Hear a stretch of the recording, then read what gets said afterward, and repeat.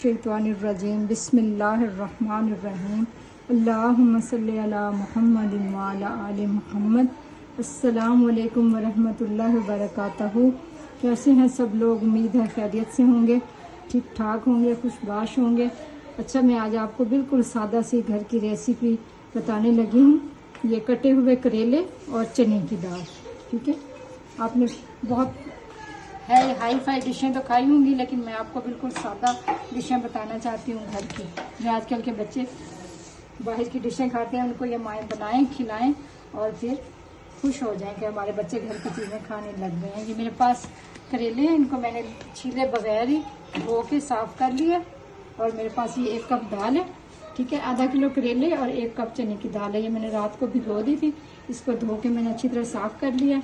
इसमें मेरे पास 3 टमाटर हैं, सब्ज़ मिर्चें और ये 4 प्याज है, यानी कि आधा किलो प्याज है कटी हुई। अब इनको इसको दाल को मैं थोड़ा सा बॉईल कर लूँगी, हल्का सा नरम गला लूँगी। करेलों को मैं करूँगी फ्राई करने के बाद में फिर मैं आपसे मिलती हूँ। जब हमारी दाल बॉयल हो रही है तो थोड़ी सी नरम दाल हो जाएगी तो फिर हम इसको निकालेंगे और बाकी मसाला तैयार करेंगे। फ्राई हो रहे हैं, तो फ्राई होने के लिए रखे हैं, तो फ्राई हो गए हैं तकरीबन। ये देखिए इस तरह गोल्डन रंग आ गया है इनमें, बहुत प्यारा। करेले जो फ्राई हुए थे ये मैंने एक बर्तन में डाले हैं, कढ़ाई में ज़्यादा से, और इसमें घी डाला है आधे कप जितना अंदाज़न। ठीक है, उसके बाद ये हैं 2 टमाटर जो मैंने बारीक काट लिए छील के, और ये साथ में है 4 अदद सब्ज़ मिर्च, ये मैं इसमें डाल दूँगी। इसमें डाल दूँ। और मेरे पास ये 4 अदद प्याज थी जो बारीक काट लिए, ये भी इसमें चली जाएगी।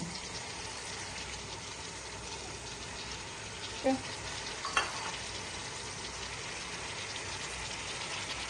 उसके बाद ये आधी चम्मच हल्दी है मेरे पास, ये आधी चम्मच हल्दी है, ये मैं इसके ऊपर ऐसे छिड़क लूँगी।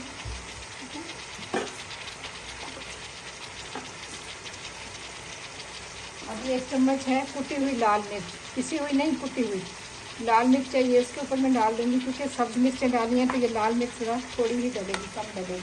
ठीक है, इसके बाद अच्छा आधा चम्मच मैंने नमक डाला था इसमें, कुछ करेले भूनते हुए भी उसमें थोड़ा सा नमक डाला था।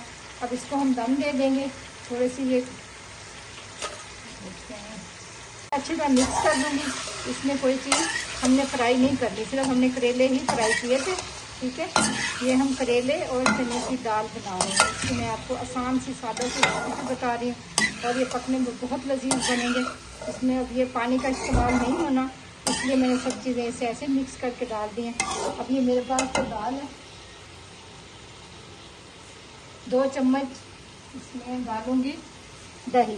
ठीक है, ये 2 चम्मच फेंटा हुआ दही है, ये डाला है। ठीक है, खटाई कोई भी डालो, दही डाल लो, या आप इसमें 1 चम्मच चाट मसाला भी डाल सकते हैं, तो उससे आपके करेलों की जो कड़वाहट है वो थोड़ी सी कम हो जाएगी।